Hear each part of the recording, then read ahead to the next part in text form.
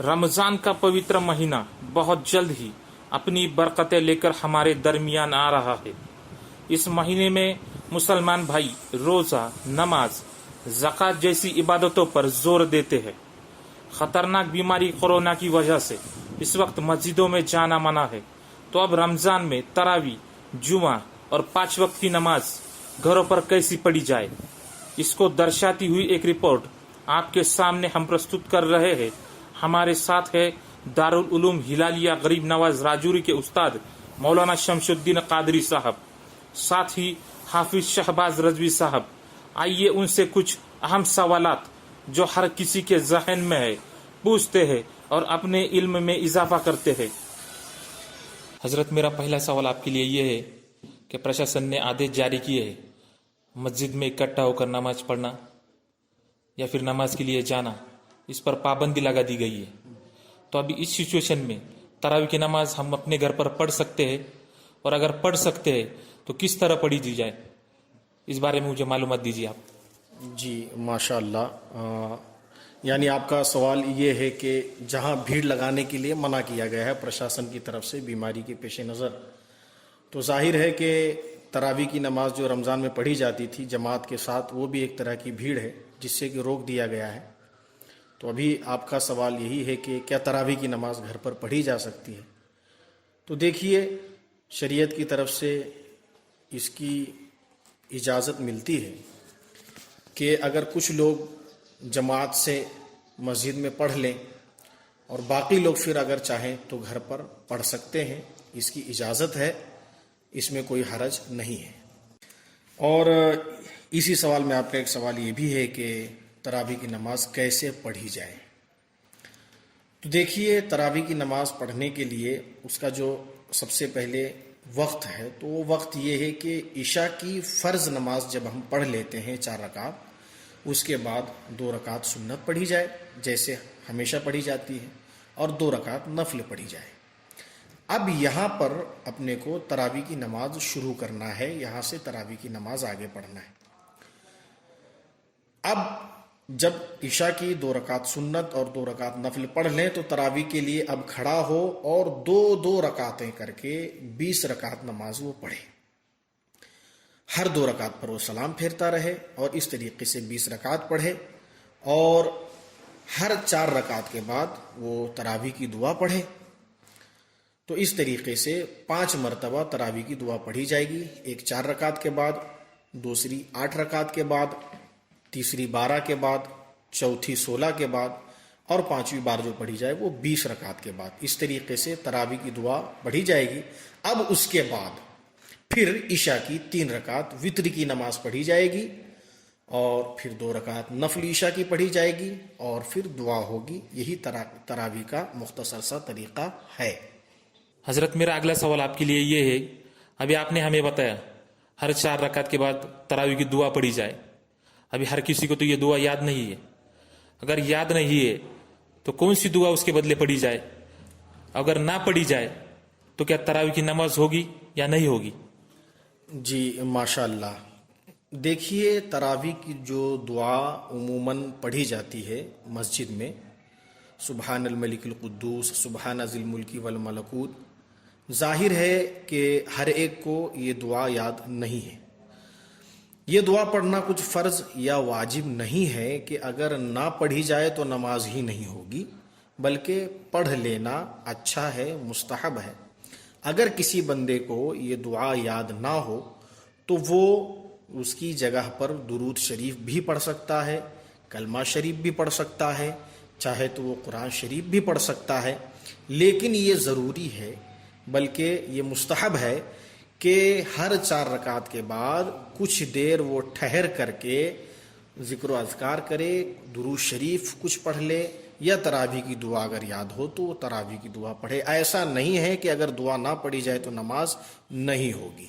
हजरत, तरावी और वित्र की नमाज की नियत कैसे करेंगे, इसकी जानकारी दीजिए। जी माशाअल्लाह, देखिए, तरावी आप अकेले अगर पढ़ रहे हैं, वित्र अकेले पढ़ रहे हैं, तो नियत ये होगी, जैसे तरावी की नियत होगी, नियत की मैंने 2 रकात नमाज सुन्नत वास्ते अल्लाह ताला के, मुँह मेरा तरफ काबा शरीफ के, अल्लाह अकबर, ऐसी ही नियत करते करते 20 रकातें आप पढ़ेंगे। اگر آپ امام کے پیچھے پڑھ رہے ہیں تو اس میں ایک جملہ بڑھا لیں گے پیچھے اس امام کے، یعنی نیت کریں گے، نیت کی میں نے 2 رکعت نماز سنت واسطے اللہ تعالیٰ کے، منہ میرا طرف کعبہ شریف کے، پیچھے اس امام کے، اللہ اکبر۔ وطر میں بھی ایسے ہی کریں گے، نیت کی میں نے 3 رکعت نماز وطر واجب واسطے اللہ تعالیٰ کے، منہ میرا طرف کعبہ شریف کے، اللہ اکبر۔ اگر امام کے ساتھ ہے تو اس میں یہ بھی پڑھا لیں گے پیچھے اس امام کے۔ حضرت میں نے دیکھا ہے تراویح کی نماز میں مکمل قرآن شریف پڑھا جاتا ہے، لیکن اب حافظ ہر گھر نہیں پہنچ سکتے، بلکہ مسجد تک بھی نہیں پہنچ سکتے، تو اس وقت تراویح کی نماز میں کیا پڑھا جائے؟ ہاں جی، بہت اچھا سوال آپ نے کیا کہ ہم عموماً دیکھتے ہیں کہ مسجدوں میں حافظ صاحب پورا قرآن شریف سناتے ہیں، اور اس وقت حالات کے پیش نظر حافظ گھروں تک تو کیا مسجد میں بھی نہیں پہنچ سکتے ہیں، اور نہ ہر گھر میں ایسے آدمی ہیں کہ جو پورا قرآن شریف جن کا یاد ہو۔ تو پہلے یہ بات سمجھ لینا چاہیے کہ تراویح میں پورا قرآن شریف پڑھنا یہ سنت ہے، یہ فرض یا واجب نہیں ہے۔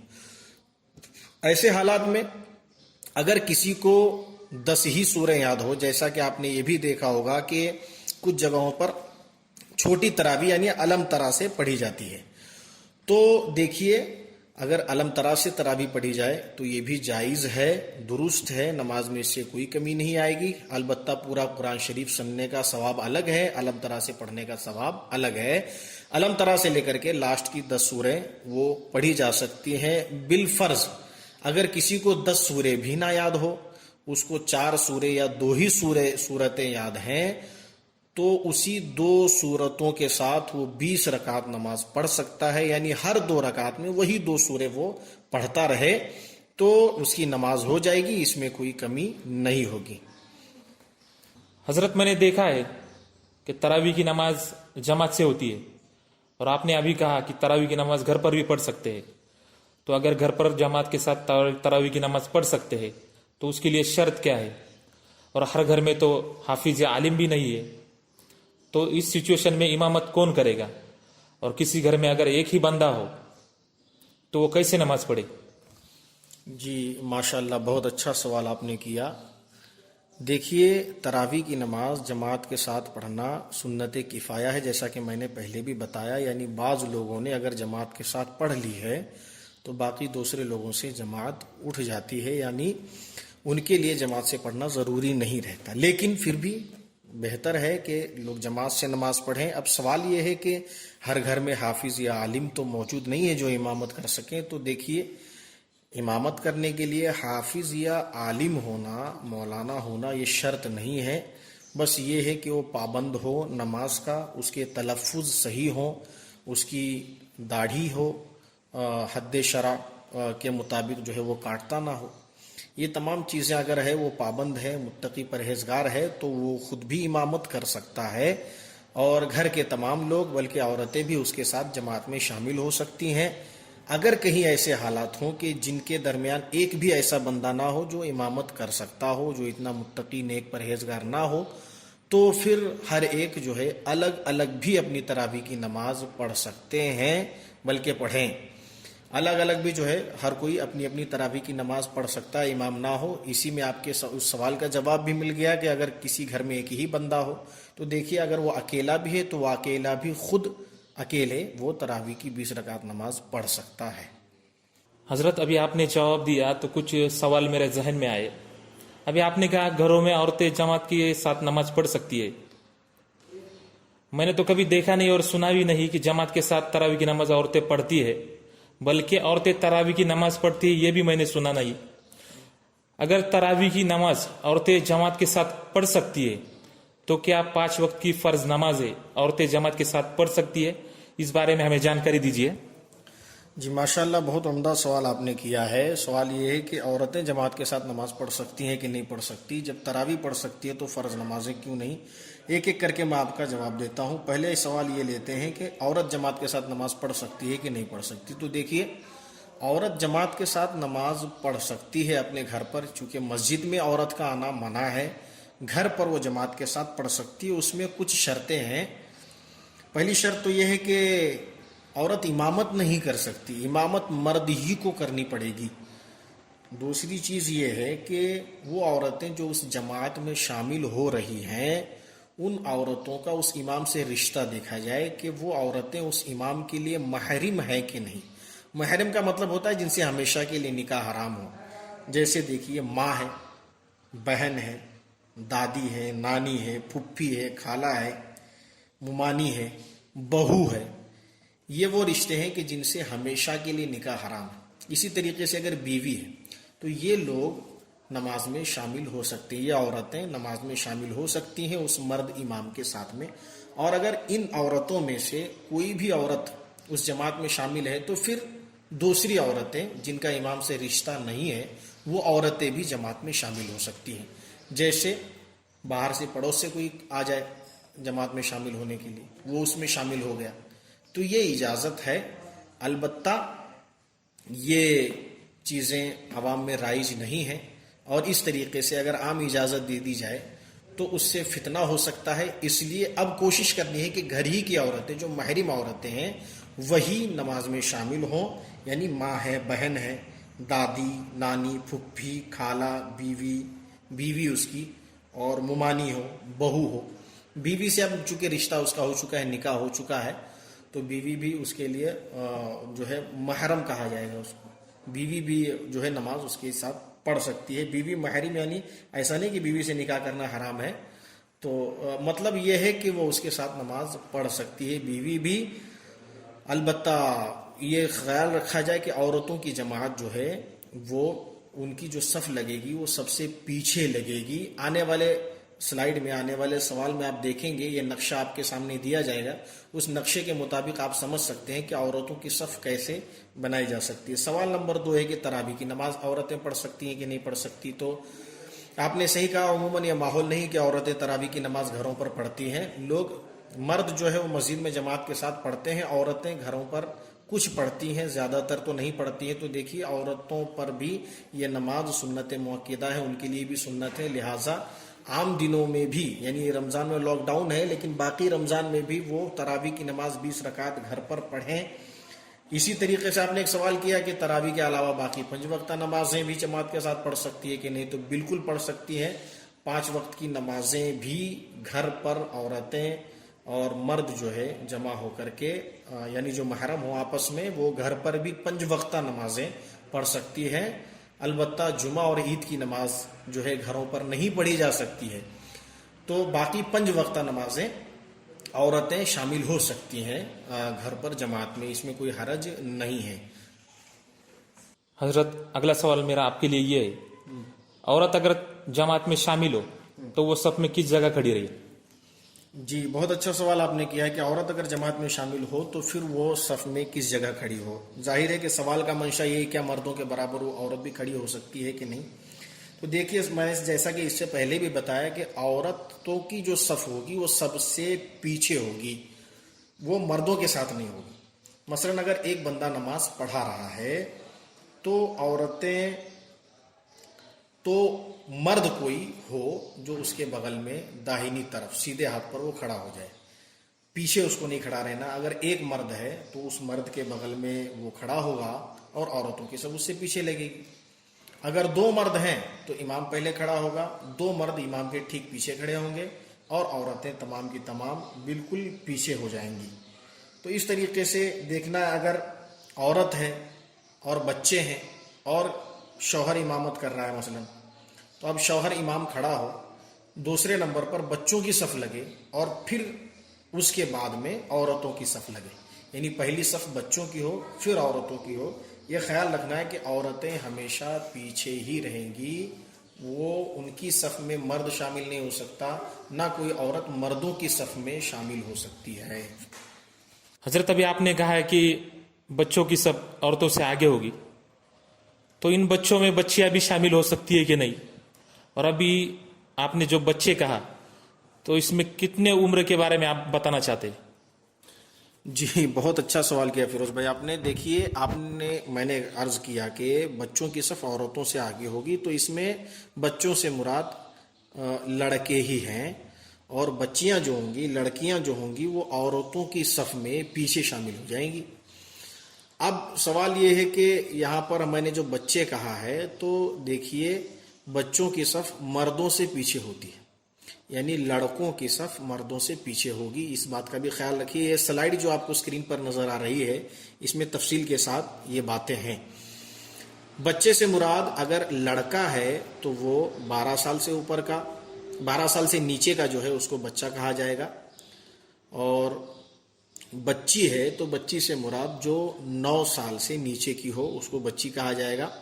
बहरहाल बच्ची का कोई इस सिलसिले में मसला नहीं, वो औरतों के साथ ही रहेगी। अगर लड़के हैं घर में तो मर्दों के साथ या तो बिल्कुल किनारे पर रहें या फिर मर्दों से पीछे उनकी सफ लगे। वो मर्दों के बीच में बच्चे यानी लड़के मर्दों के बीच में दाखिल नहीं हो सकते। कोई समझदार बच्चा है 11-12 साल का ही है लेकिन समझदार है, उसको नमाज याद है और वो नमाज पढ़ना जानता है, तो अगरचे वो बालिग नहीं है लेकिन उसकी उम्र 12 साल के आसपास है, समझदार बच्चा है, तो वो फिर मर्दों के दरमियान खड़ा हो सकता है। अभी हमारे बीच यहाँ हाफिज शहबाज साहब भी मौजूद है। तो हजरत आपसे कुछ 2-3 सवालात मैं करना चाहूँगा, क्या आप सवालों के जवाब दोगे? इंशाअल्लाह जवाब देने की कोशिश करेंगे। तो हजरत मेरा सवाल आपके लिए ये है, वितर की नमाज में जो दुआए कुनूत पढ़ी जाती है तो कुछ लोग सुस्ती की वजह से ये दुआ याद नहीं करते, तो इस बारे में शरीयत का क्या मसला है, आप हमें इस बारे में मालूमात दीजिए। देखिए, वित्र नमाज पढ़ना वाजिब है और वित्र में दुआए कुनूत पढ़ना वाजिब है। जो शख्स जानबूझकर वित्र में दुआए कुनूत ना पढ़े उसकी नमाज ही नहीं होगी। लेकिन फुक़हाए कराम फरमाते हैं अगर किसी को दुआए कुनूत ना याद हो तो वो दुआए कुनूत याद करे। जब तक उसको दुआए कुनूत ना याद हो जाए तब तक वो अपनी वित्र की नमाज में रब्बना आतिना फिद दुनिया हसनतन व फिल आखिरति हसनतन व क़िना अज़ाबन नार एक बार पढ़े। अगर किसी शख्स को ये भी ना याद हो तो वो अल्लाहुम्मा ग़फ़िरली अल्लाहुम्मा ग़फ़िरली अल्लाहुम्मा ग़फ़िरली 3 मरतबा पढ़े। लेकिन वो दुआए कुनूत याद करे, जब तक ना याद हो तब तक वो पढ़े। जब उसको दुआए कुनूत याद हो जाए तब वो दुआए कुनूत पढ़े, ये ना पढ़े। वल्लाहु ताला आलम। अगला सवाल हाफिज शहबाज साहब से मेरा ये है कि हजरत वित्र की नमाज जमात के साथ पढ़ी जाए या बगैर जमात के? रमज़ान के अलावा बाकी दिनों में वित्र की नमाज जमात से पढ़ने की इजाज़त नहीं है, और रमज़ान में जमात के साथ पढ़ने की इजाज़त उस शख्स के लिए है जो ईशा की फ़र्ज़ नमाज और तरावी जमात के साथ पढ़े। वो शख्स वित्र की नमाज जमात के साथ पढ़ सकता है। हजरत वित्र की नमाज का मुख्तसर तरीका हमें बताइए। वित्र की 3 रकात नमाज पढ़ना वाजिब है। हर रकात में सूरे फातिहा यानी अल्हम्दुलिल्लाह शरीफ के बाद कोई सूरत पढ़ें।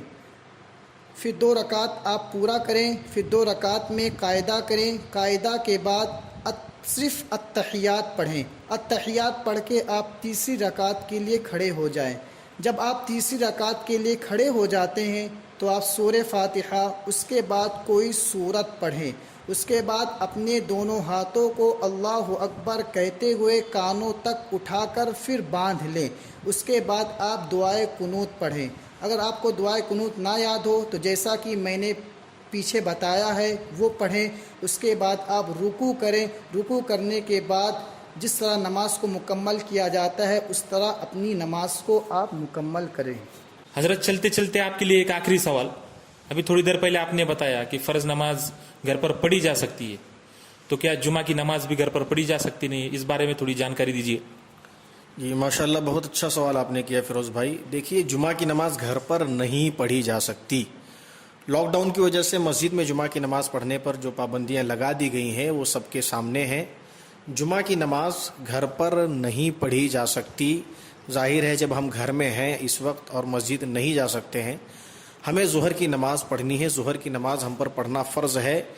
इस बात का लेकिन ख़याल रखें कि जब मस्जिद में जुमा की नमाज हो चुके, यानी मसलन 1:30 बजे की अगर जमात है, वहाँ फ़र्ज़ नमाज लोग पढ़ लें, जो भी 3-4 लोग पढ़ते हैं, अगर वो पढ़ लें तो आप अपने घरों पर ज़ुहर की नमाज पढ़ सकते हैं। اگر ہم گاؤں میں دیہات میں رہتے ہیں تو وہاں پر ظہر کی نماز جماعت کے ساتھ بھی پڑھی جا سکتی ہے انہی گھر میں، اور اگر ہم شہر میں رہتے ہیں تو وہاں پر جمعہ کی نماز جب مسجد میں ہو جائے گی تو اب ہم گھروں پر اکیلے تنہا ظہر کی نماز پڑھیں گے. ظہر کی نماز وہاں جماعت سے نہیں ہوگی. جمعہ کے دن شہر میں ظہر کی نماز جماعت کے ساتھ پڑھنا منع ہے، اس بات کا خیال رکھیں. میں فیروز جمعدار جنمتانسا پرہار کی جانب سے علماء کرام اور حفاظ کرام کا شکریہ ادا کرتا ہوں. ساتھ ہی ساتھ تمام ہندوستانی بھائیوں کو رمضان کی ڈھیروں شبھ کامنائیں پیش کرتا ہوں اور اللہ سے دعا کرتا ہوں کہ اس خطرناک بیماری کورونا وائرس سے ہمارے دیش اور ساری دنیا کی حفاظت فرمائے. اگر آپ کے بھی کچھ سوالات ہو تو نیچے دیے ہوئے نمبر پر آپ میسج کیجئے. آپ کے سوالوں کے جواب اگلے پارٹ میں آپ کو